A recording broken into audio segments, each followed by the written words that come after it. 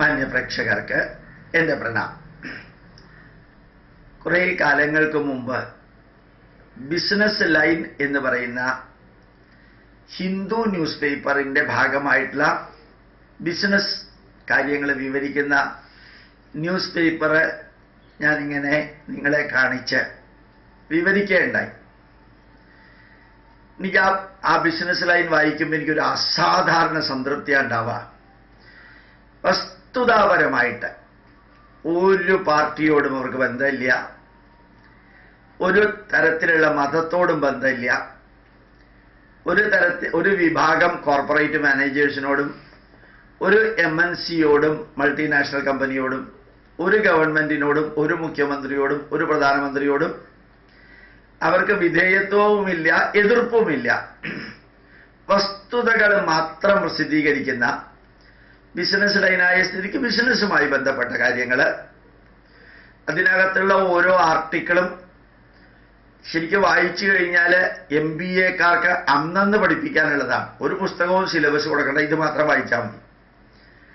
അങ്ങനെയുള്ള ആ business line എന്ന മാഗസിൻ കഴിഞ്ഞ കുറേ കാലമായിട്ട് ഞാൻ വായിക്കാറുണ്ട്. അതിൻ്റെ പോയിന്റ് എടുത്തിട്ടാണ് ഞാനിവിടെ ധർമ്മ ന്യൂസിന് പലപ്പോഴും അപ്ലോഡ് ചെയ്യാറുള്ളത്, ഇങ്ങനെ വായിക്കാറുള്ളത്. പക്ഷേ അറിയാനുള്ളത് ഇത്രയും ഞാൻ പറഞ്ഞ വേറൊരു വിഷയം പറയാൻ വേണ്ടിയിട്ടാണ്. നേരത്തെ പറഞ്ഞത് ആവർത്തിക്കാൻ വേണ്ടിയിട്ടല്ല. ആ ബിസിനസ് മാഗസീനിൽ തമിഴ്നാടിനെ കുറിച്ച് ധാരാളം വരുന്നുണ്ട്.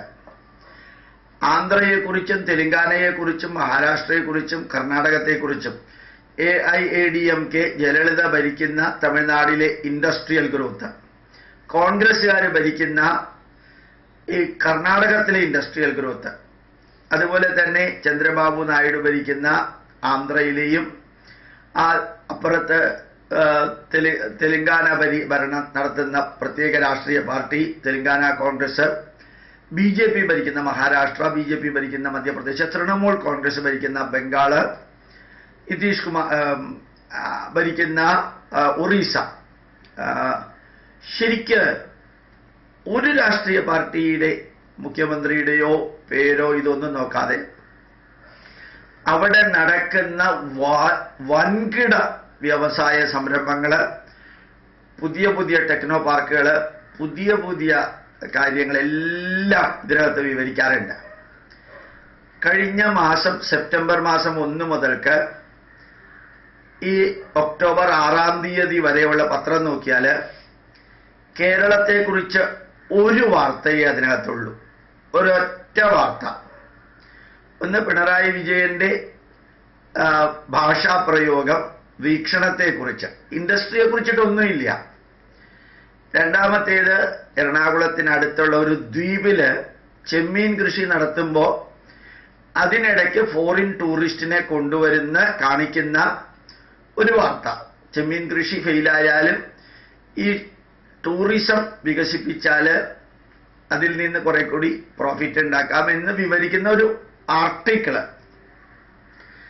പകരം നമ്മളുടെ ഇവിടെ ഏതെങ്കിലും കോർപ്പറേറ്റ് മാനേജ്മെന്റിന്റെയോ കേന്ദ്ര ഗവൺമെന്റിന്റെയോ സംസ്ഥാന ഗവൺമെന്റിന്റെയോ ഇൻഡസ്ട്രിയൽ വെഞ്ചുവറോ, ഇവിടെ ഏതെങ്കിലും ഇത്രയും വെള്ളം സുലഭമായി ലഭിക്കുന്ന, ഇലക്ട്രിസിറ്റി സുലഭമായി ലഭിക്കുന്ന ധാരാളം കോളേജുകളും വിദ്യാഭ്യാസമുള്ള യുവാക്കളുമുള്ള, നല്ല രീതിയിൽ പ്രവർത്തിക്കാൻ കഴിവുള്ള, എല്ലാം തികഞ്ഞിരിക്കുന്ന ദൈവത്തിൻ്റെ സ്വന്തം നാട്ടിലേക്ക് വ്യവസായ വാണിജ്യങ്ങൾ തുടങ്ങാൻ ഒരൊറ്റ മനുഷ്യൻ വരുന്നില്ല എന്നുള്ള സത്യം ആ ബിസിനസ് ലൈൻ വായിച്ചാൽ മനസ്സിലാക്കാം.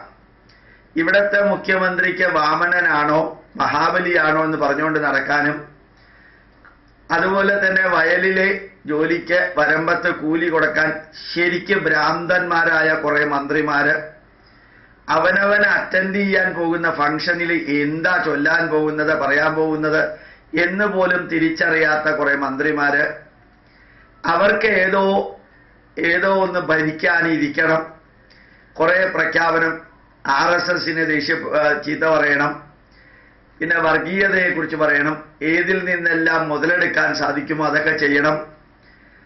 ഈ 1, 5, 10 പേർക്ക് ബെനിഫിറ്റ് ചെയ്യുന്ന ഹെലിപ്പാഡ് ശബരിമലയിൽ വേണം, അതിൽ നിന്ന് കുറെ വെട്ടിക്കാൻ. ശബരിമലയിൽ നിരീശ്വരവാദികളുടെ കൂമ്പാരമായ കമ്മ്യൂണിസ്റ്റുകാർക്ക് ആൾക്കാർക്ക് നിരന്തരം പ്രവേശനം ലഭിക്കാനായിട്ട് ശബരിമല നട തുറക്കണം. ഇതെല്ലാമാണോ ഒരു രാജ്യം ഭരിക്കാനായിട്ട്? അത് നോക്കേണ്ടവർ നോക്കാൻ വിട്ടിട്ട് ഇവിടെ കുറേ അധികം പേർക്ക് തൊഴിലില്ലായ്മ വേതന കൊടുത്ത് ഇങ്ങനെ പെൻഷനും കൊടുത്ത് 37,000 പേരുടെ പെൻഷൻ വീട്ടിലെത്തിച്ചു എന്ന് പറയുന്ന, അതും വിധവകളുടെ ഉയർച്ചയ്ക്ക് 3 കോടി രൂപ കൊടുത്തു എന്ന് പറയുന്നതും, യുദ്ധകാലാടിസ്ഥാനത്തിൽ വിഴിഞ്ഞം പദ്ധതി നടപ്പാക്കുമെന്ന് പറയുന്നതും, കേരളത്തിലെ വിമാനത്താവളങ്ങൾക്ക് നന്നാക്കെന്ന് പറയുന്നതും ഒന്നും തന്നെ സ്റ്റേറ്റ് ഗവൺമെന്റിന്റെ പൈസയല്ല, കേന്ദ്ര ഗവൺമെന്റ്. വിഴിഞ്ഞം അടിമുടി കേന്ദ്രത്തിൻ്റെതാണ്, അല്ലെങ്കിൽ പ്രൈവറ്റ് കമ്പനിയുടെയാണ്. അത് ഈ കേരള ഗവൺമെന്റിന് ഒന്ന് മാത്രമേ ചെയ്യാനുള്ളൂ. അവരുടെ കീഴിലുള്ള SFIയും DYFIയും CITയും അത് മുടിപ്പിക്കാതിരുന്നാൽ മാത്രം മതി എന്നുള്ള ഒരു ജോലിയെ ഇവിടുത്തെ ഭരണാധികാരികൾക്ക് ചെയ്യാനുള്ളൂ. പിന്നെ കേരളത്തിലെ വിമാനത്താവളത്തിനുള്ളിൽ കേരളത്തിലെ മന്ത്രിസഭയ്ക്ക് യാതൊന്നും ചെയ്യാനില്ല. അതുപോലെ തന്നെ അറബിക്കടലിലെ വെള്ളം വറ്റിക്കുമെന്ന് പറയുന്ന രീതിയിൽ ചില പ്രോജക്റ്റുകൾക്ക് പൈസ കൊടുക്കുന്നതൊക്കെ അലോട്ട് ചെയ്ത് വായിച്ചു കഴിഞ്ഞാൽ 3 കോടി രൂപ എടുക്കാൻ കയ്യിലില്ലാത്ത ഒരു ഗവൺമെന്റ് എന്തൊക്കെ നമ്പറുകളാണ് ഇറക്കുന്നതെന്ന് അത്ഭുതം തോന്നും. തൊട്ടടുത്തുള്ള തമിഴ്നാട്ടിൽ നടക്കുന്ന വാണിജ്യ വ്യവസായങ്ങൾ, സർവ്വവിധത്തിലുള്ള വണ്ടികളും ഇപ്പോൾ അവിടെയാണ് ഉണ്ടാക്കുന്നത്, സർവ്വവിധത്തിലുള്ള മൊബൈൽ ഫോണുകളും അവിടെയാണ് ഉണ്ടാക്കുന്നത്. എത്രയെത്ര ട്രാക്ടറുകൾ, എത്രയെത്ര വാനുകൾ, എത്രയെത്ര തരത്തിലുള്ള കാർഷിക ഉപകരണങ്ങൾ.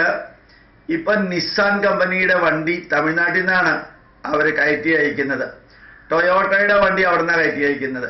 ഓരോ സംസ്ഥാനത്തിലും ഏത് രാഷ്ട്രീയ പാർട്ടിക്കാരാണെങ്കിലും അവിടെ വരുന്ന വൻകിട ഇലക്ട്രിസിറ്റി അടിസ്ഥാനമായിട്ടുള്ളതും അടിസ്ഥാനമല്ലാത്തതുമായിട്ടുള്ള വ്യവസായങ്ങൾ, അത് ഒന്നും നോക്കാതെ ഇവിടെ ഒരു കസേരയിലിരുന്ന് ഞാൻ പഴയ ചെത്തുതൊഴിലാളിയുടെ മകൻ തന്നെയാണ് എന്ന രീതിയിൽ ഇത്രയൊക്കെ പറ്റുള്ളൂ എന്നുള്ള രീതിയിൽ ഇരിക്കുന്ന കുറേ മന്ത്രിമാരും ധാർഷ്ട്യത്തിന്റെ പരമകാഷ്ഠയിലിരുന്ന് സംസാരിക്കുന്നവരോടും പറയാനുള്ളത്, ആയിരക്കണക്കിന് കോടി രൂപയുടെ അല്ലെങ്കിൽ ലക്ഷക്കണക്കിന് കോടി അങ്ങനെയുള്ള ബഡ്ജറ്റ് ഇട്ടുകൊണ്ട് ഭാരതത്തിലെ മറ്റ് സംസ്ഥാനങ്ങൾ മുമ്പോട്ട് പോകുമ്പോൾ ഞങ്ങൾ തന്നെ അടപ്പിച്ച അണ്ടി ഫാക്ടറി തുറപ്പിച്ചു, ഞങ്ങൾ തന്നെ അടപ്പിച്ച ന്യൂസ് പ്രിന്റ് ഫാക്ടറി തുറപ്പിക്കാനായിട്ട് ഇനി അടുത്ത 6 കൊല്ലം ചർച്ച നടത്തും, ഞങ്ങൾ തന്നെ കുത്തുവാള എടുപ്പിച്ചവരെ തിരിച്ചു വിളിച്ചു കൊണ്ടുവന്ന് തുറപ്പിക്കും. ഇവിടെ വരില്ല. ഇവിടെ ഈ ഗ്ലാസ് ഫാക്ടറി ആലപ്പുഴയിലെ പൂട്ടിച്ചതും അതുപോലെ ഓരോ കമ്പനി പൂട്ടിച്ചതും നിങ്ങൾ തന്നെയാണ്. ഇപ്പൊ നിങ്ങൾ അവരെ വിളിച്ചു പറിച്ച് തുറപ്പിച്ചാലും അവരെ ആയിരക്കണക്കിനോ കോടിക്കണക്കിനോ രൂപ ചെലവഴിച്ചത് തുറന്നാലും അടുത്ത പ്രാവശ്യം നിങ്ങൾ അധികാരത്തിൽ വന്നില്ലെങ്കിൽ അത് നിങ്ങൾ തന്നെ പൂട്ടിക്കുന്ന സംസ്കാരമുള്ളവരായതുകൊണ്ട് കേരളത്തിലേക്ക് ആരും വരില്ല എന്നുള്ളത് സത്യമാണ്. ആ സത്യം മനസ്സിലാക്കി അണികളെയുമൊക്കെ ഒന്ന് ഒതുക്കി നിർത്തി ഇവിടെ ഉള്ള വ്യവസായങ്ങൾ കൂടി പുറത്തേക്ക് പോകാതെ മറ്റ് സംസ്ഥാനക്കാര് ഏത് രാഷ്ട്രീയ പാർട്ടിയിലുള്ള മുഖ്യമന്ത്രി ആണെങ്കിലും ഭരണാധികാരികളാണെങ്കിലും അവരെ വികസിക്കുന്നതും വളരുന്നതും എല്ലാം നോക്കി ഇവിടെ എന്തെങ്കിലുമൊക്കെ ചെയ്യാനുള്ള മനസ്സുണ്ടാവണം. പത്രമാധ്യമങ്ങളിലും TV-കളിലും നിറഞ്ഞിരിക്കുന്നത് ഈ അച്യുതാനന്ദന്റെ ചിത്രവും ഇവരെ കോൺഗ്രസിനെതിരെയും കോൺഗ്രസിലെ മന്ത്രിമാർക്കെതിരെയുള്ള അന്വേഷണം, പല അന്വേഷണങ്ങളും എവിടെയാ ചെന്ന് നിൽക്കുന്നതെന്ന് ഒരൊറ്റ ആൾക്ക് അറിഞ്ഞൂടാ. പക്ഷേ നിരന്തരം ഫോട്ടോ, ഉദ്ഘാടനം ചെയ്യുന്ന ഫോട്ടോയും പട്ടി കടിച്ച് ചത്ത കോഴികളെ കാണാൻ വന്യമൃഗ സംരക്ഷണം അല്ലെങ്കിൽ മൃഗസംരക്ഷണ വകുപ്പ് മന്ത്രി പോകുന്നതും ഒരു മന്ത്രിയും സെക്രട്ടേറിയറ്റിലുണ്ടെന്ന് തോന്നാറില്ല പലപ്പോഴും.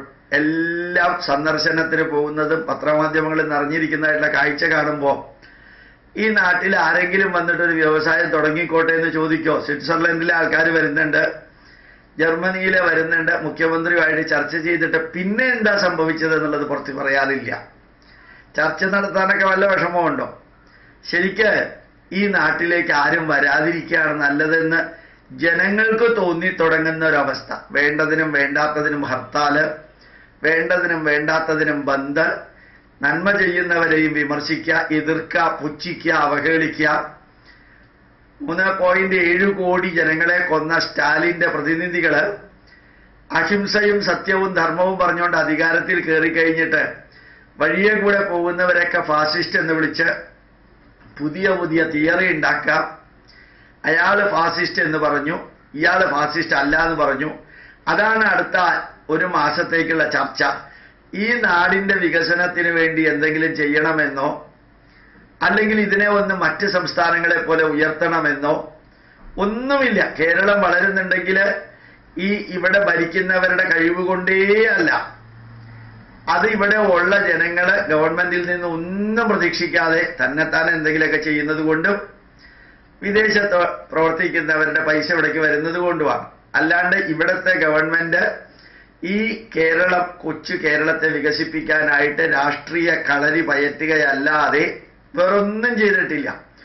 ഒരു കാലത്ത് 10, 30, 60, 100 ദിവസം മുല്ലപ്പെരിയാർ അണക്കെട്ടായിരുന്നു നിറഞ്ഞു നിന്നത്. ആ ജയലളിത ചങ്കൂറ്റമുള്ള ഒരു സ്ത്രീ പറഞ്ഞു, ഇനി കേരളത്തിൽ മുല്ലപ്പെരിയാർ അണക്കെട്ടിന്റെ പേരില് ആരെങ്കിലും സമരം ചെയ്യുകയോ ജാഥ നടത്തുകയോ ചെയ്താല് ആ പാർട്ടിക്കാരുടെ MLA-മാർക്കും MP-മാർക്കും നേതാക്കന്മാർക്കും തമിഴ്നാട്ടിലെ അംബാസമുദ്രത്തിലുള്ള ആ ഭൂമിയുടെ അളവ് എത്ര വീതമാണ്, ഇവിടെ നിന്ന് കൈക്കൂലിയും പൈസയും ഉണ്ടാക്കി തമിഴ്നാട്ടിൽ അവരുണ്ടാക്കിയിരിക്കുന്ന സമ്പത്ത് എത്രയാണെന്ന് പത്രമാധ്യമങ്ങളിൽ ഞാൻ നിരത്തി പറയുമെന്ന് പറഞ്ഞതോടുകൂടി ഇവിടുത്തെ ഇടതുപക്ഷവും വലതുപക്ഷവും അല്ലാത്ത പക്ഷവും മധ്യപക്ഷവും എല്ലാം സമരം നിർത്തി. എന്തേ കാരണം? ഈ പാവങ്ങളുടെ പേരിൽ സമരം നടത്തി ഇവിടെ ഒരു നന്മയും ചെയ്യാത്ത വിധത്തിലാക്കി തീർത്ത് അവരെ പറ്റിച്ചുണ്ടാക്കിയ സമ്പത്തും ഭൂമിയും പുരയിടവും അതുപോലെ റിയൽ എസ്റ്റേറ്റും അതുപോലെ തന്നെ ഫ്ലാറ്റുകളും കടകളും ബിസിനസ് സ്ഥാപനങ്ങളും അതിൻ്റെ ഷെയറുകളും എല്ലാം കൂടി ഞാനൊന്ന് പത്രത്തിൽ കൊടുത്തു കഴിഞ്ഞാൽ തനിനിറം പുറത്തേക്ക് വരുമെന്ന് ജയലളിത തമിഴ്നാട്ടിൽ ഒരു പത്രസമ്മേളനത്തിൽ പറഞ്ഞതോടുകൂടി പിന്നെ ഇവിടെ മുല്ലപ്പെരിയാറും ഇല്ല, ചെമ്പക പെരിയാറും ഇല്ല, റോസ പെരിയാറും ഇല്ല. ഇങ്ങനെയുള്ള കുറേ പേര് UDF ഭരിച്ചിരുന്ന കാലത്ത് മുസ്ലിങ്ങൾക്ക് തോന്നിയ മാതിരി ചെയ്യാനുള്ള സ്വാതന്ത്ര്യം, ക്രിസ്ത്യാനികൾക്ക് തോന്നിയ മാതിരി ചെയ്യാനുള്ള സ്വാതന്ത്ര്യം, LDF ഭരിക്കുന്ന കാലത്ത് അവനവന് തോന്നിയ മാതിരി പറയാനും ചെയ്യാനുള്ള സ്വാതന്ത്ര്യം, ഒരു മന്ത്രിയും ഒരു കാലത്തും ഇവിടെ ഒരുമിച്ച് പ്രവർത്തിച്ചതായിട്ട് കാണാത്ത കഴിഞ്ഞ 120 ദിവസത്തെ അനുഭവം, വിദേശത്തെ ഫോറിൻ ഇൻവെസ്റ്റ്മെന്റോ അല്ലെങ്കിൽ കോർപ്പറേറ്റ് ഇൻവെസ്റ്റ്മെന്റോ ഒന്നും നടക്കാത്ത ഒരു കേരളത്തിനകത്ത് വിധവാ പെൻഷൻ നൽകിയതും കോർപ്പറേറ്റ് മാനേജ്മെന്റുമായിട്ട് 45 ദിവസം ചർച്ച, ഇതൊക്കെ അരമണിക്കൂർ കൊണ്ട് തീർക്കേണ്ടത് പത്രമാധ്യമങ്ങളിൽ നിറഞ്ഞിരിക്കാനും ഞങ്ങൾ ചിലരുടെയൊക്കെ അവകാശം സംരക്ഷിക്കുന്നവരാണെന്ന് വരുത്തി തീർക്കാനും ഇതേ LDF നേതാക്കളുടെയും UDF നേതാക്കളുടെയും മക്കളും മക്കളുടെ മക്കളുമൊക്കെ ഇതേ കോർപ്പറേറ്റ് മാനേജ്മെന്റുകാർ നടത്തുന്ന സ്കൂളുകളില് കോളേജുകളില് തമിഴ്നാട്ടിലും കർണാടകയിലും ആന്ധ്രയിലും ചെന്ന് പഠിക്കാനും എല്ലാം ഇറങ്ങി പുറപ്പെടുന്നതിനെ മൊത്തത്തിൽ ചേർത്തിട്ടാണ് പറയുക കേരളം നന്നാവാതിരിക്കാനുള്ള കാരണം നന്നാക്കാൻ വേണ്ടി ഇറങ്ങി പുറപ്പെട്ടവരെന്ന് പറയുന്നവരുടെ ചെയ്തികളാണ് എന്ന് തോന്നുന്നു. മറ്റ് സംസ്ഥാനങ്ങളിൽ നടക്കുന്ന ഇൻവെസ്റ്റ്മെന്റും ഇവിടെ ഒന്നും നടത്തില്ല എന്ന ധാർഷ്ട്യം, പക്ഷെ എന്തൊക്കെയോ ഞങ്ങൾ നടത്താൻ പോകുന്നു എന്ന പ്രഖ്യാപനം നടത്തുന്നത് മുഴുവനും കേന്ദ്ര ഗവൺമെന്റിന്റെ പൈസ കൊണ്ടാണ് എന്ന് പോലും അറിയാതെയാണ് പലപ്പോഴും ഇവരുടെ പ്രഖ്യാപനം എന്ന് തോന്നുന്നു. പലപ്പോഴും ചിന്തിക്കാറുള്ളത് ഇവരൊന്നും ഭരിക്കാനില്ലെങ്കിലും കേരളം തന്നെത്താനെ മുമ്പോട്ട് പോകും. എന്തിനാണാവോ നമുക്ക് എല്ലാ പ്രവർത്തികളെയും എതിർക്കുകയും പുച്ഛിക്കുകയും തടയുകയും അവഹേളിക്കുകയും ചെയ്യുന്ന കുറെ ഭരണാധികാരികൾ നമുക്കുള്ളത് എന്നും പലപ്പോഴും തോന്നാറുണ്ട്. പ്രണാമം, നമസ്കാരം.